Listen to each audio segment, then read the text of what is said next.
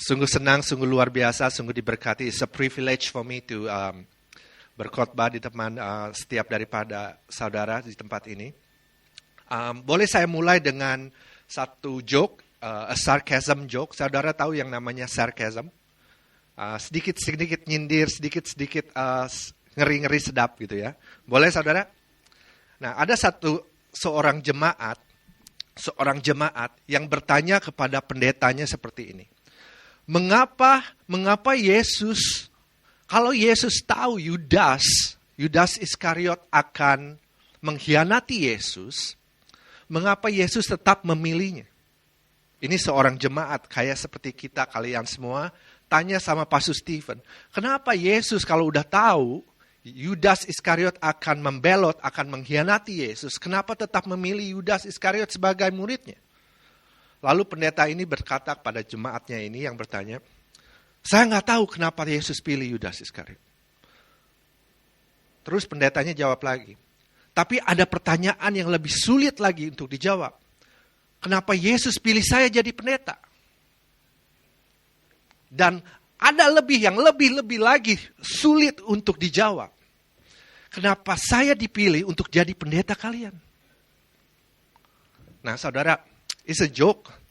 Kita pikir kalau Tuhan panggil dan pakai kita, memilih kita, kita pikir kita semua ini malaikat.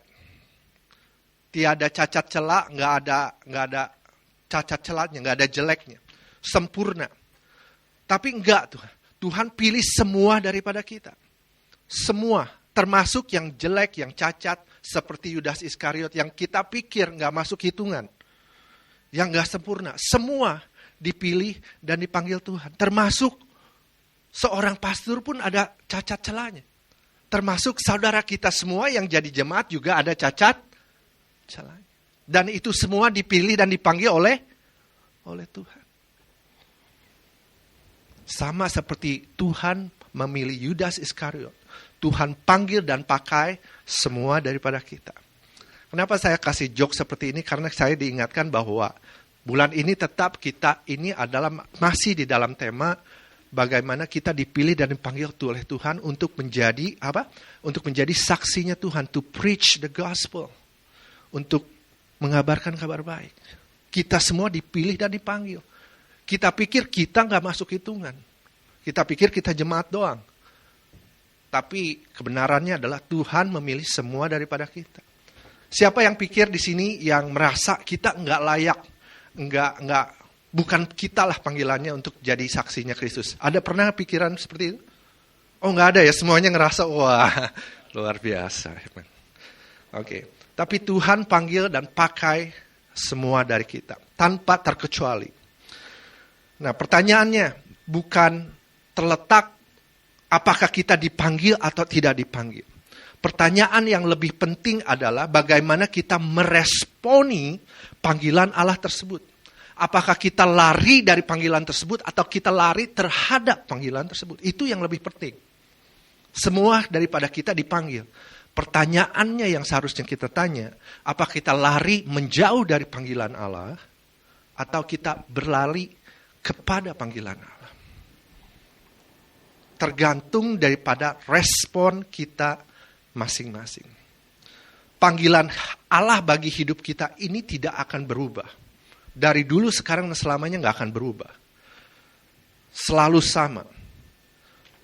Tujuan Allah bagi hidup kita nggak akan berubah. Mungkin pekerjaan kita, tugas kita, karir kita, posisi kita bisa berubah. Tapi apapun tugas kita, posisi kita di musim yang berbeda, berubah-ubah. Tapi panggilan Allah nggak pernah berubah. Roma pasalnya yang ke-11. Ayatnya yang ke-29 berkata seperti ini. Slide-nya sebentar. Roma 11 ayatnya 29. Karena Allah tidak mengubah pendiriannya tentang orang yang dipilihnya. Dan diberkatinya. Karena karunia Allah dan panggilannya tidak dapat ditarik kembali. Bahasa Inggrisnya God's gift and His calling are irrevocable. Tuhan gak setengah jalan, salah, ini Yudas salah pilih.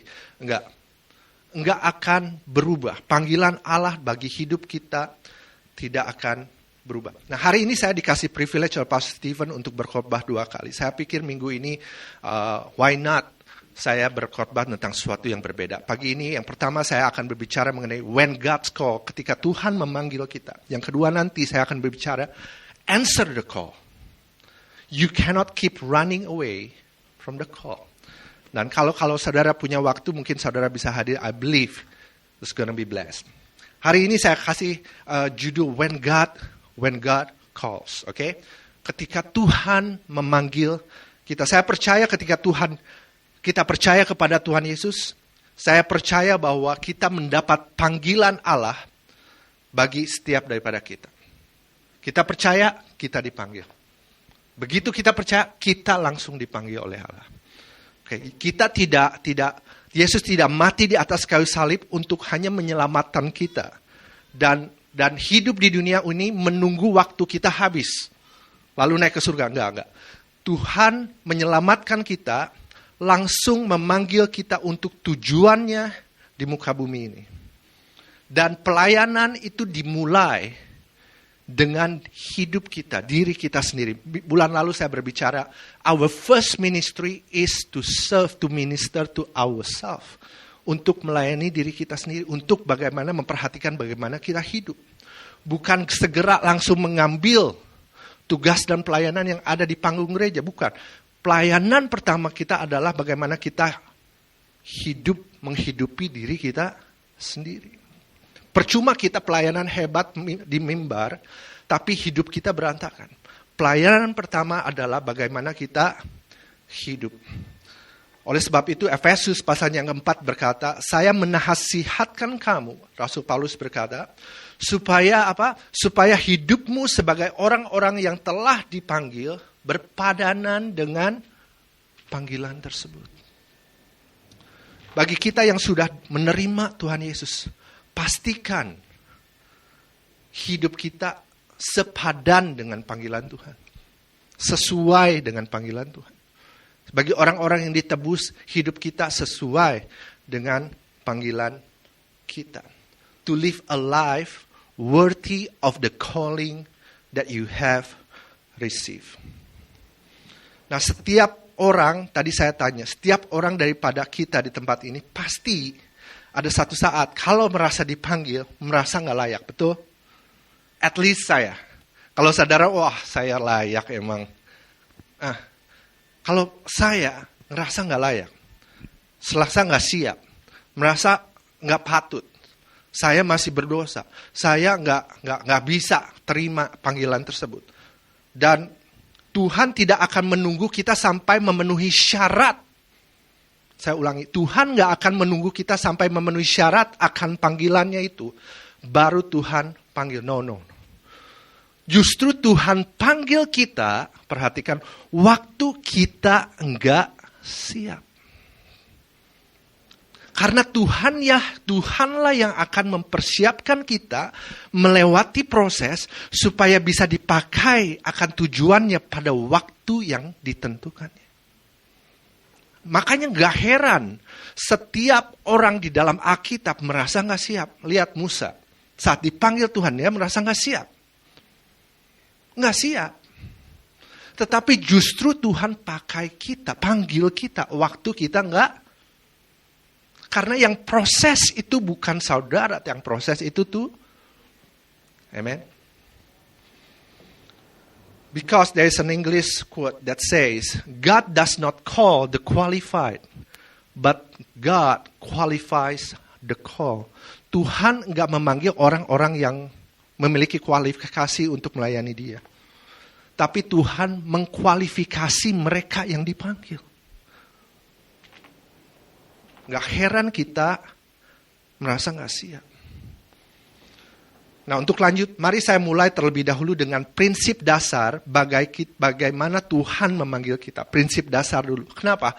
Kalau kita mengerti prinsip dasar ini ada 2, maka kita gak akan lari dari proses Tuhan. Oke? Karena kita ngerti, ada dasarnya kenapa kita dipanggil. Kita gak akan lari dari proses yang Tuhan sengaja untuk kita dibawa lewatnya. kita akan bertekun, kita akan persevere di dalam proses tersebut. Meskipun ada rintangan dan tangan. Karena kita mengerti prinsip dasar dari panggilan Tuhan. Prinsip yang pertama yang harus kita mengerti terlebih dahulu adalah Tuhan memanggil kita seperti apa yang Tuhan mau. Bukan sebagaimana adanya kita saat itu. Nah, ini agak panjang kalimatnya. Tapi perlu untuk saudara baca dan saudara dapatkan maknanya. Tuhan memanggil kita seperti apa yang Tuhan mau. Bukan sebagaimana kita pada saat itu. God calls you what you are before you become one. Apa yang Tuhan mau, Dia panggil saudara. Pada saat kita nggak siap, tapi Tuhan panggil apa yang Tuhan mau pada saat itu juga. Nah, kalau manusia terbalik, saudara. Teman-teman kita memanggil kita terbalik. Manusia menyebut atau memanggil siapa kita setelah mereka melihat apa adanya kita pada saat itu. Tapi Tuhan menyebut dan memanggil kita jauh sebelum kita menjadi pribadi tersebut. Nah, ini prinsip dasar. Makanya seharusnya kita nggak heran kalau merasa nggak siap. Tadi saya bilang, Musa banyak alasannya dan merasa nggak siap saat dipanggil Tuhan. Dia nggak heran. Dasar prinsipnya adalah Tuhan akan memanggil Musa sebelum dia menjadi pribadi yang siap untuk panggilannya.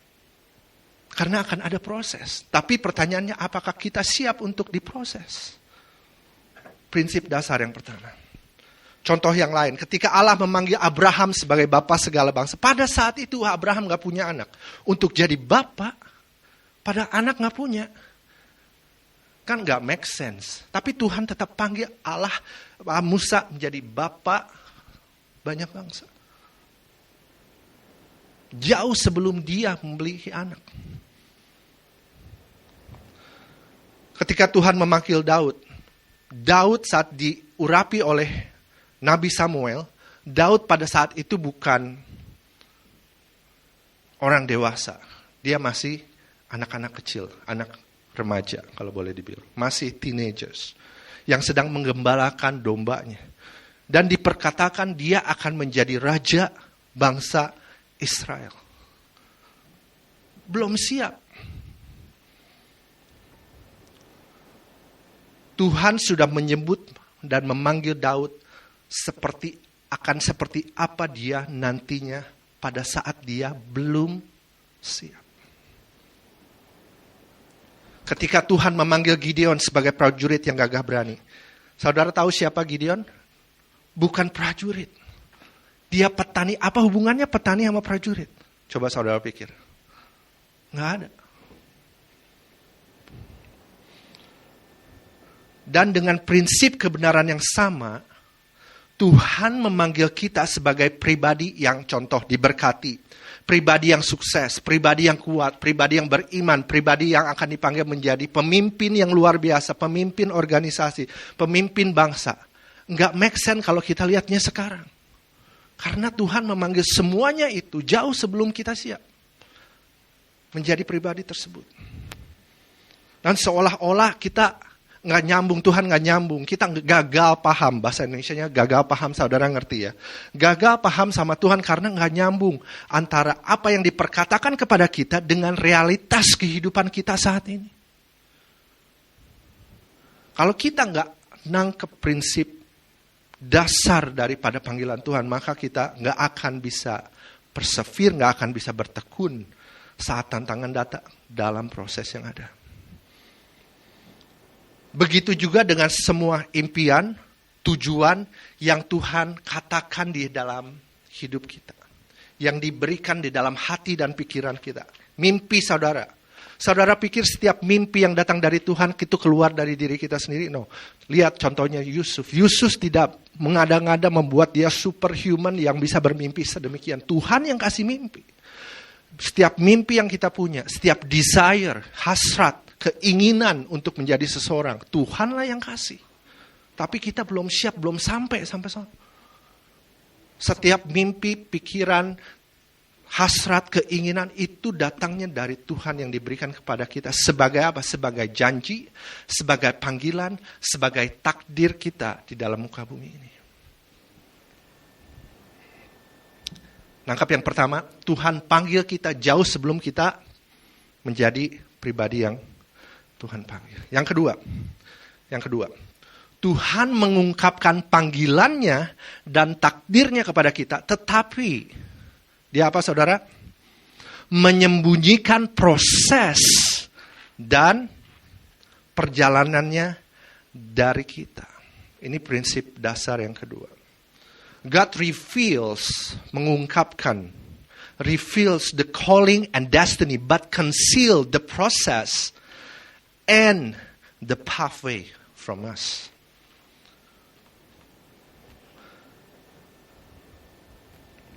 Kita merasa gak siap, tapi Tuhan yang akan mempersiapkan kita. Melalui apa? Melalui proses yang ada di depan kita.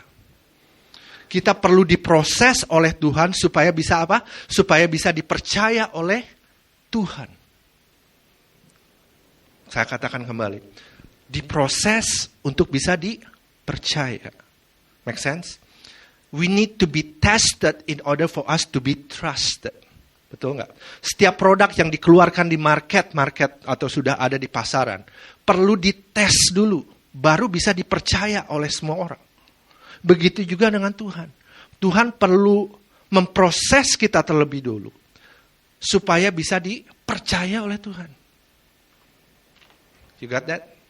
Perlu diproses terlebih dahulu. Ketika Samuel datang kepada Daud untuk menjadikan dia anointing, mengurapi Daud untuk menjadi raja. Samuel memperkatakan reveal, mengungkapkan posisi karir daripada Daud, betul? Menjadi raja, betul?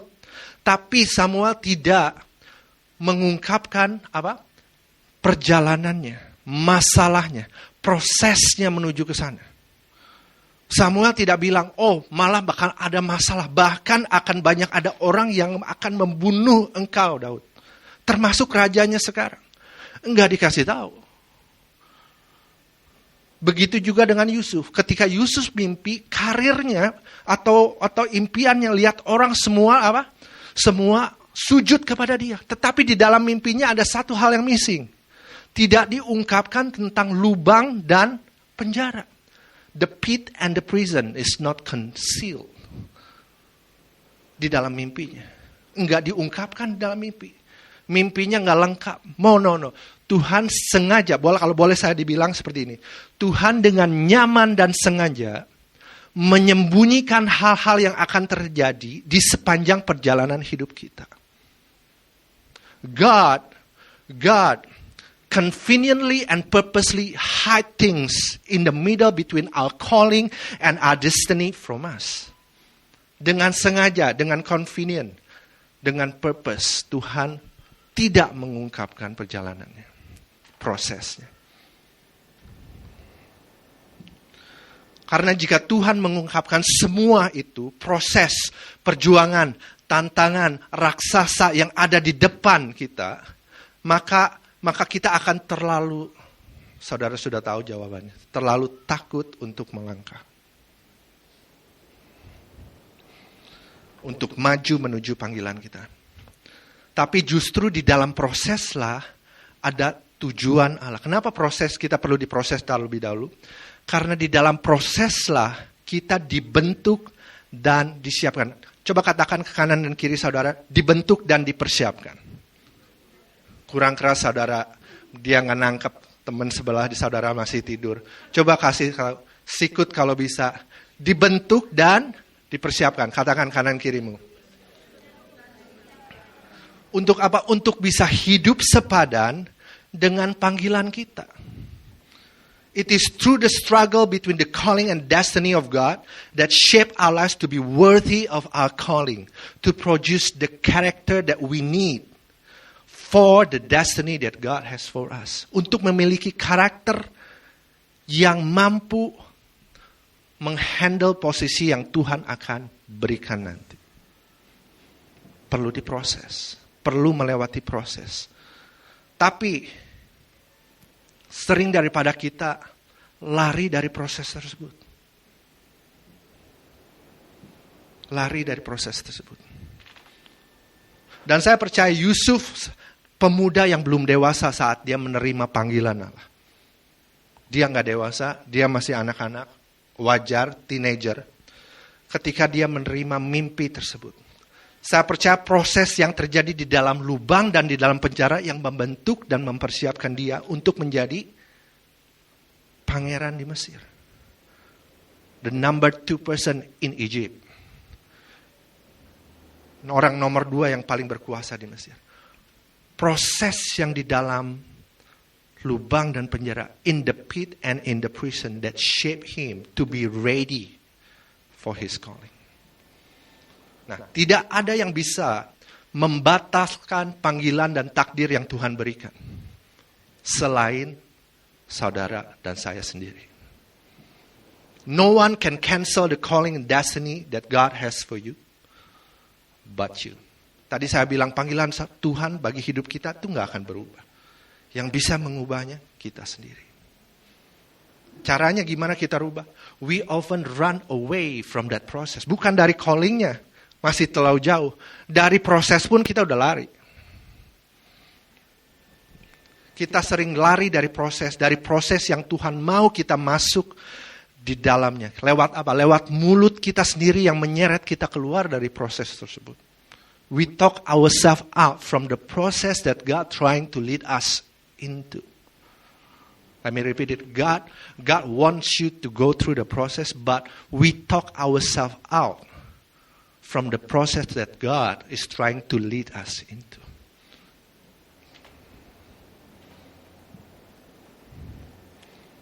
Nah, 2 dasar. Yang pertama, tadi saya katakan yang pertama apa saudara?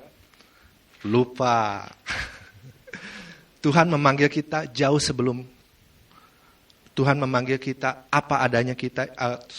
Tuhan memanggil kita sesuai dengan yang Tuhan mau jauh sebelum kita menjadi pribadi tersebut.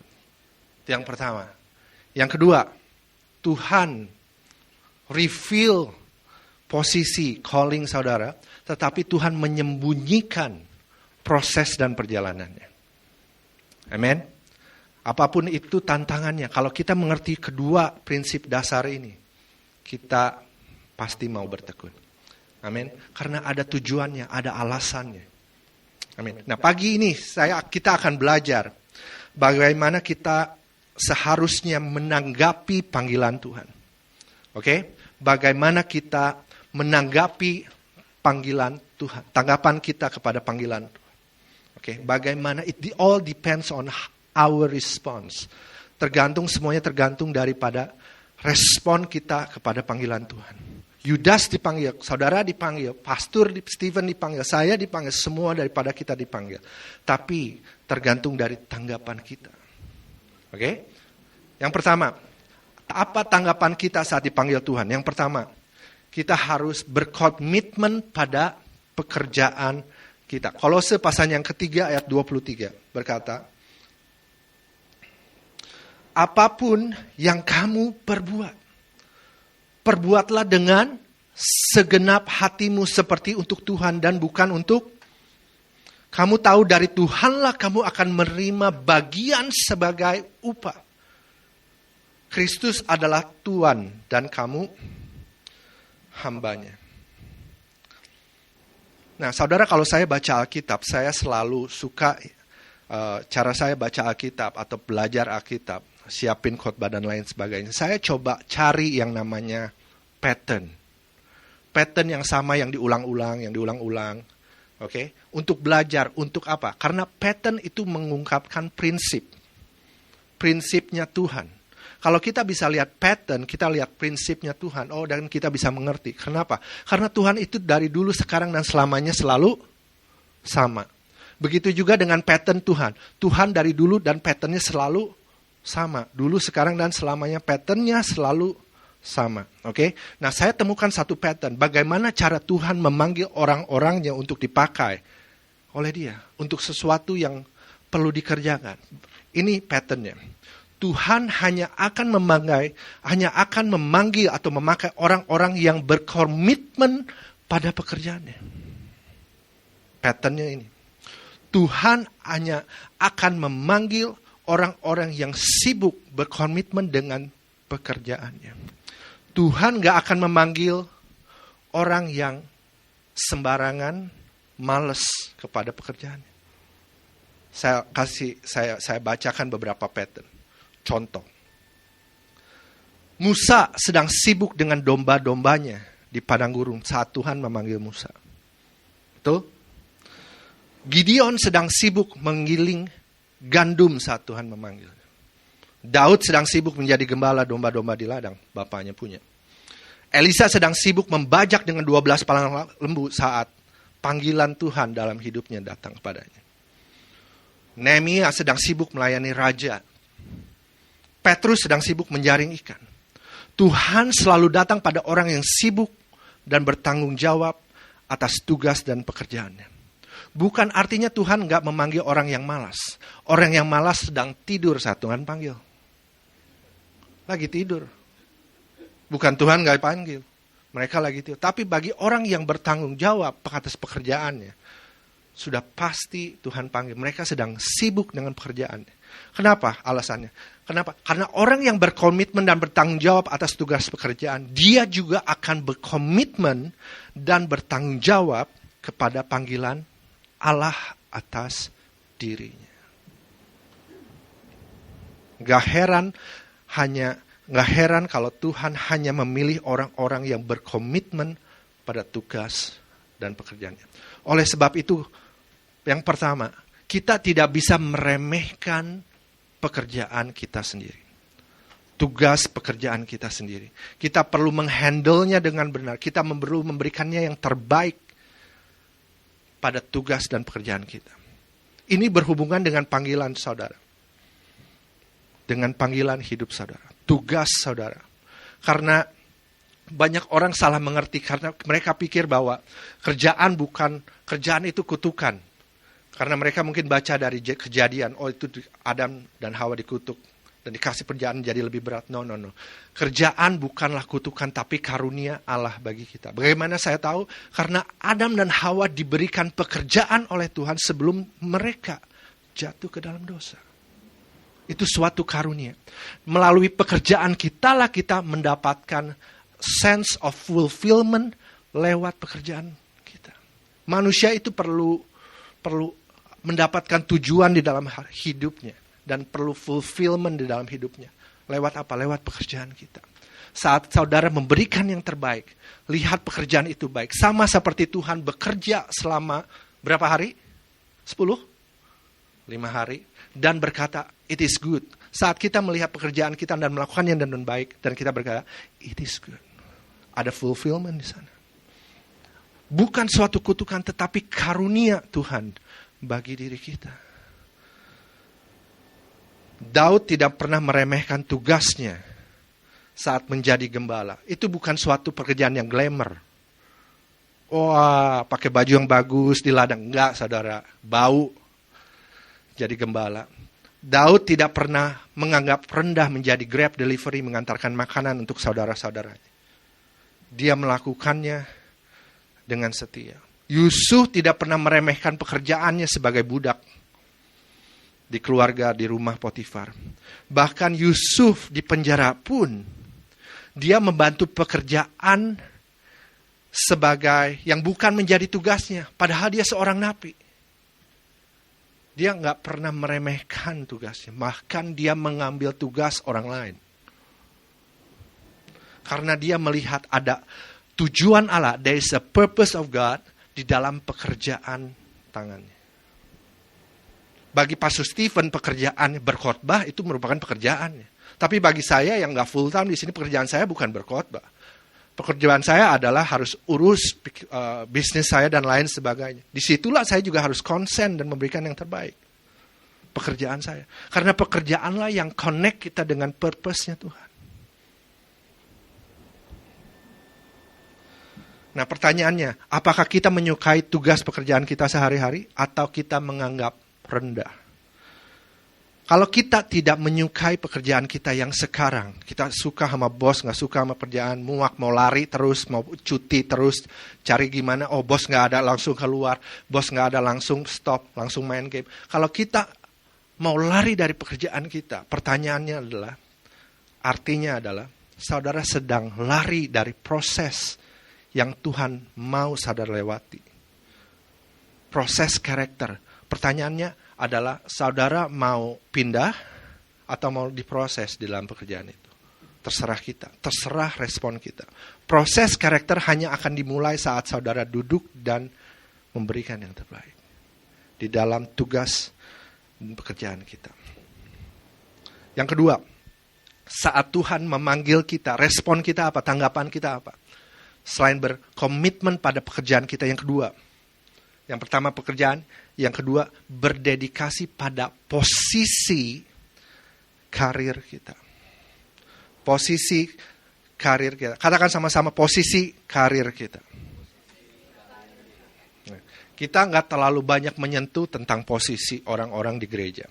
Tetapi sangat penting posisi apa yang saudara kerjakan, posisi karir kita. Penting untuk panggilan Tuhan. Oke? Kenapa? Karena posisi kita adalah panggung. Katakan sama-sama, posisi adalah panggung. Posisi adalah platform. Posisi adalah tempat yang bisa kita pakai untuk menjalankan panggilan Allah dalam diri kita. Oke? Posisi itu panggung, seperti ini panggung. Posisi itu panggung atau platform di mana kita bisa melakukan panggilan Allah.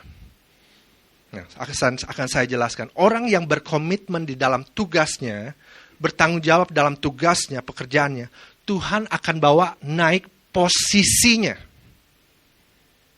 Saya ulangi, orang yang bertanggung jawab, yang sibuk dengan pekerjaannya, Tuhan akan bawa naik posisi karirnya ke level-level yang lebih tinggi.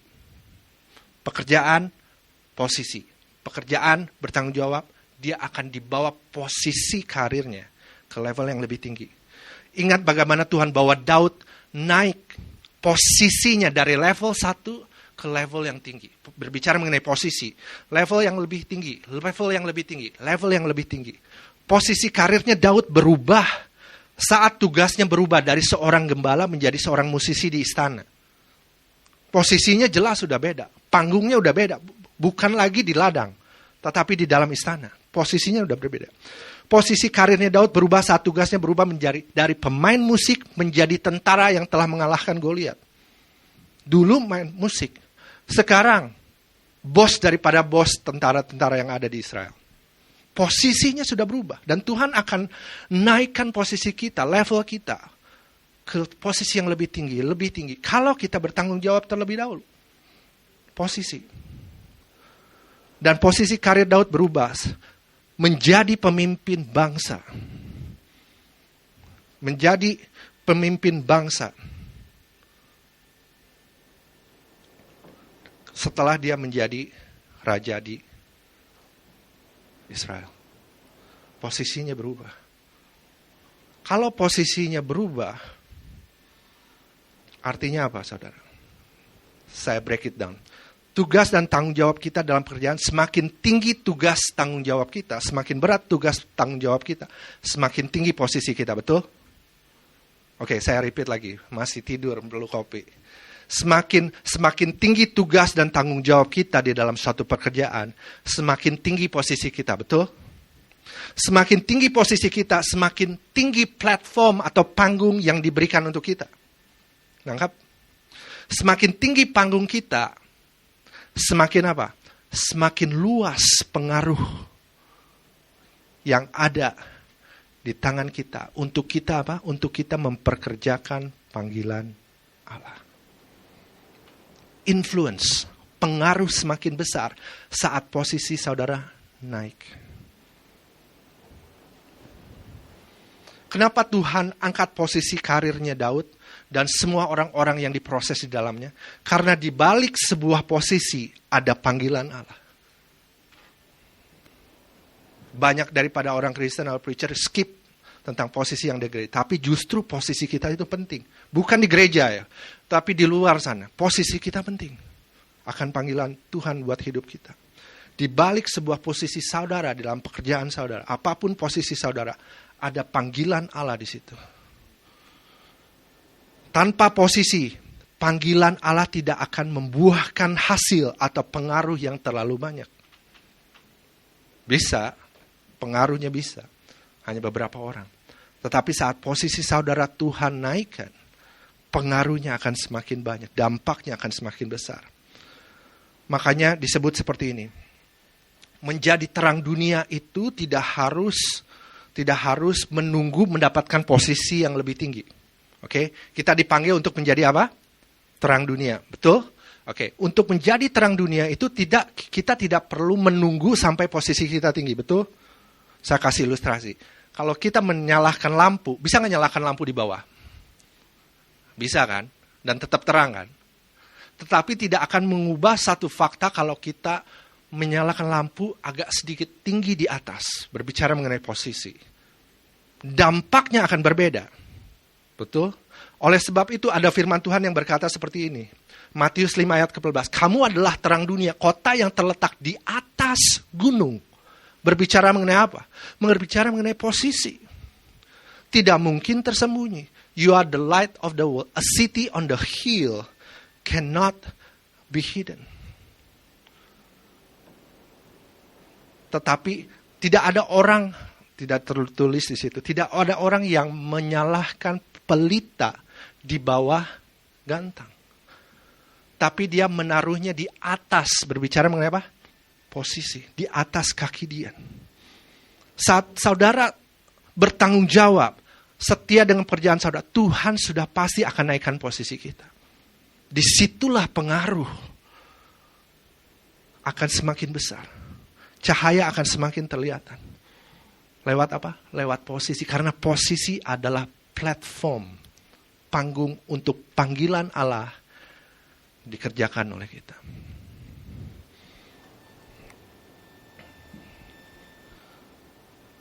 Oleh sebab itu, apapun tugas dan posisi kita sekarang, jangan pernah meremehkannya.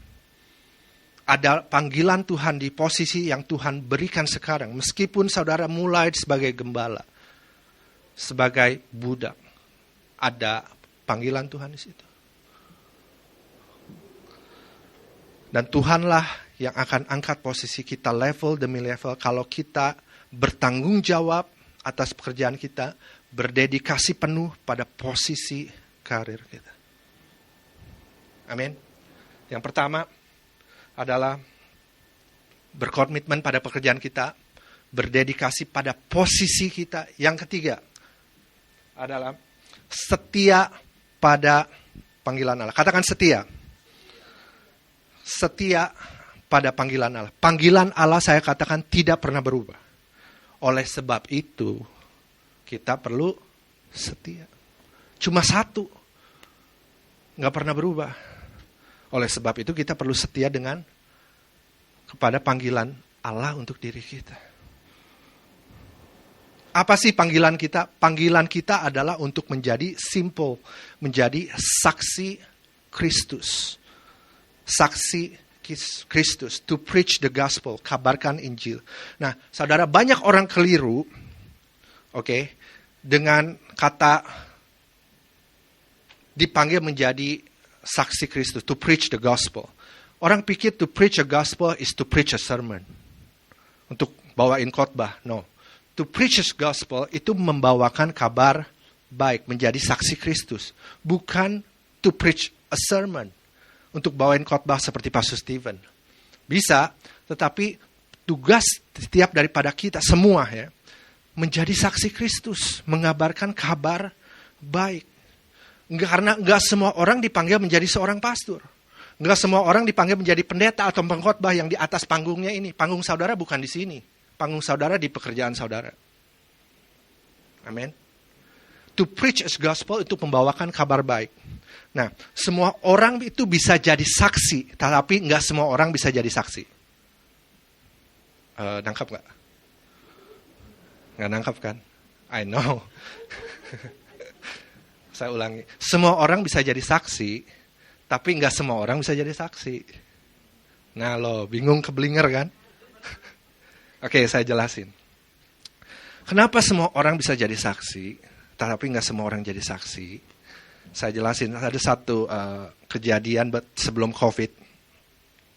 Kira-kira 3 tahun lalu sebelum COVID, mobil saya tuh mogok di pinggir jalan. Volkswagen ada issue with gearbox, so mogok di pinggir jalan.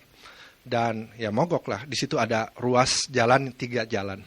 Karena mobil saya di pinggir pertama jalan, jadi mobil kedua harus nggak bisa masuk lane-nya yang pertama, harus kedua dan ketiga. Dan saya harus keluar dari mobil saya karena saya itu mogok. Keluar, saya nongkrong di depan. Saat saya nongkrong, karena mobil saya di lane pertama, saya kasihin hazard. Jelas mobil sono yang lain di situ pasti yang lane kedua dan ketiga. Tapi ada satu kejadian tabrakan tepat depan mobil saya. Mobil yang kedua mau ke ketiga dan ada mobil yang cepat nabrak.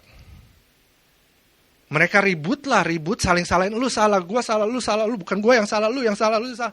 Dan saya ada di depan mereka. Saat mereka ribut, mereka telepon polisi, jelaskan kalau di sini dia biarinin aja itu macet, nggak apa-apa. Orang tabrakan orang Singapura gitu, tabrakan. Mereka panggil polisi. Yang penting, enggak, kalau orang Indonesia pasti pinggirin dulu kan. Kalau di sini enggak. Mereka di ruas 2, 3, macet sampai ke sana. Oke, panggil polisi. Polisi datang dan mereka ribut. Setelah ribut-ribut, mereka ya salah satunya yang gas speeding, tapi yang satu speeding yang lain, yang gas speeding datang ke saya.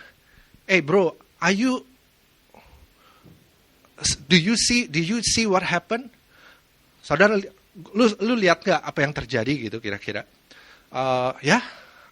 I know what happened, kata saya. Kamu bisa jadi saksi nggak? Can you be my witness? It is his fault speeding, right? Bisa nggak jadi saksi? Saya bilang ini, panggil aja polisi jadi saksi. Kenapa mesti panggil saya? Dia bilang begini, di polisi nggak bisa jadi saksi karena polisi nggak di situ. Bosnya aja yang jadi saksi. Bosnya sendiri pun nggak bisa di situ. Karena nggak bisa jadi saksi karena bosnya nggak di situ. Saudara paham? Syarat untuk jadi saksi, saksi itu harus bisa sudah melihat suatu kejadian, mendengar kejadian tersebut, atau mengalami kejadian tersebut, baru bisa jadi saksi. Saya di sana, saya bisa jadi saksi. Sama hal dengan menjadi saksi Kristus. Nggak semua orang bisa menjadi saksi Kristus, tetapi nggak semua orang bisa jadi saksi Kristus. Yang menjadi syaratnya adalah, pertanyaannya adalah, apakah saudara melihat kebaikan Kristus, mendengar kebaikan Kristus, atau mengalami kebaikan Kristus? Ada yang di sini yang mengalami, melihat, dan mendengar kebaikan Kristus nggak? Nah, saudara bisa jadi saksi. Saudara bisa jadi saksi. Mungkin saudara bukan yang mengalami tabrakan atau mengalami mujizat dari Tuhan. Bukan saudara, orang lain. Saya juga enggak, saya cuma jadi penonton. Saudara melihat orang yang menerima mujizat Tuhan. Cukup saudara bisa jadi saksi Kristus. Cerita tentang kebaikan Tuhan untuk orang itu. Bisa jadi saksi Kristus? Bisa. Tidak tergantung dengan pangkat saudara, posisi saudara. Posisi saudara bisa nggak ada apa-apanya. Bukan polisi kok, bukan bos. Tapi kita bisa jadi saksi Kristus. Nangkap poinnya? Bisa jadi saksi Kristus. Itu panggilan Tuhan untuk hidup kita.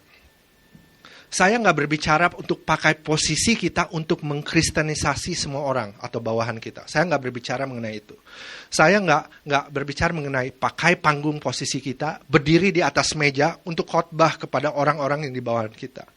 Oh mau bulanan nih, mau bayar gajian nih, ayo masuk ngumpul, saya kristenisasi kalian. Atau saya berbicara, bukan. Memakai panggung, memakai posisi sebagai panggung untuk panggilan adalah untuk membagikan kebaikan Tuhan. Atau nggak usah berbicara mengenai kebaikan Tuhan pun untuk men-show, untuk menunjukkan kepada mereka dengan etika kita, etika kerja kita, integritas kita. Dengan satu kata pun mereka bisa melihat Tuhan. Karena tujuan hidup kita bukanlah mencari posisi yang tinggi di dalam hidup. Tujuan hidup bukanlah untuk mencapai posisi yang tinggi. Betul saudara? Bukan. Posisi yang Tuhan percayakan hanyalah panggung untuk panggilan Allah dilaksanakan. Your purpose in life is not to reach a high position in life. Your position is simply the platform for the purpose of God to be exercised to the fullest. Semakin tinggi posisi saudara, semakin besar, luas dampaknya. Kalau tujuan hidup kita hanyalah untuk mencari posisi, salah besar, keliru besar. Karena kita akan kehilangan tujuan Allah saat kita sudah mencapai posisi tersebut. Kita akan kehilangan tujuan Allah bagi hidup kita. Kalau panggilan kita hanya untuk cari posisi. Panggilan hidup kita adalah untuk melakukan kehendak Allah. Menjadi saksi Kristus. Menjadi terang dan garam dunia. Amin, saudara. Saya akan selesaikan dengan ini.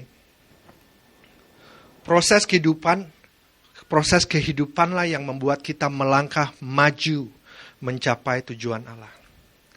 Tanpa proses kita akan kehilangan tujuan Allah. Ketika kita berhasil mencapai posisi yang tinggi. Oke?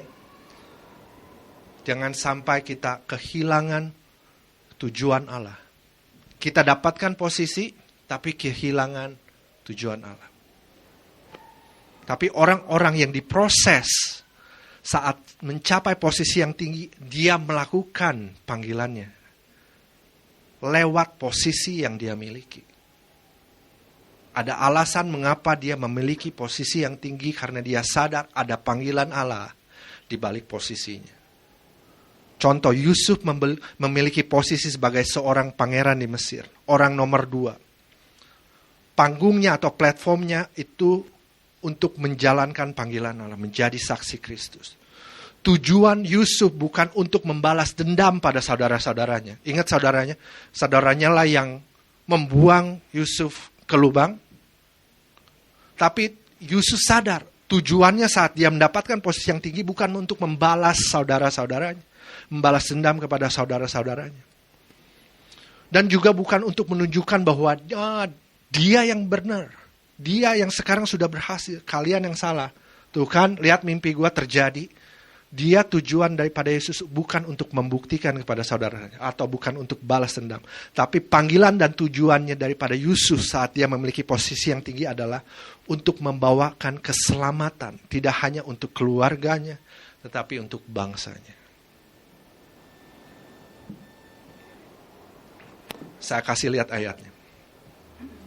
Yusuf berkata begini, setelah dia mendapatkan posisi yang tertinggi. Memang kamu telah mereka-rekakan yang jahat terhadap aku. Berbicara apa, saudara? Proses. Masuk ke dalam lubang, di penjara, itu berbicara mengenai proses. Kamu yang mereka-rekakan, yang jahat. Tetapi Allah telah mereka-rekakan untuk kebaikan dengan maksud. Ada tujuan di balik proses. Untuk dibentuk dan dipersiapkan. Melakukan seperti yang terjadi saat ini, yaitu memelihara hidup suatu bangsa yang besar. Itu adalah berbicara mengenai panggilan. Yusuf mengerti betul panggilannya. Bagi orang-orang, bagi kita mungkin kita kenal Yusuf sebagai apa? Sebagai pangeran di Mesir. Kalau Sunday School berbicara, who is Joseph? Oh, it's the Prince of Egypt. Bagi kita Yusuf adalah pangeran di Mesir. Tapi bagi orang-orang yang dibantu olehnya, yang kelaparan olehnya, dibantu, diberikan makanan, Yusuf dikenal, dielu-elukan, dikenang bukan sebagai pangeran di Mesir, tetapi sebagai penyelamat bangsa. Penyelamat bangsa. Not as the prince, but as a savior for many people.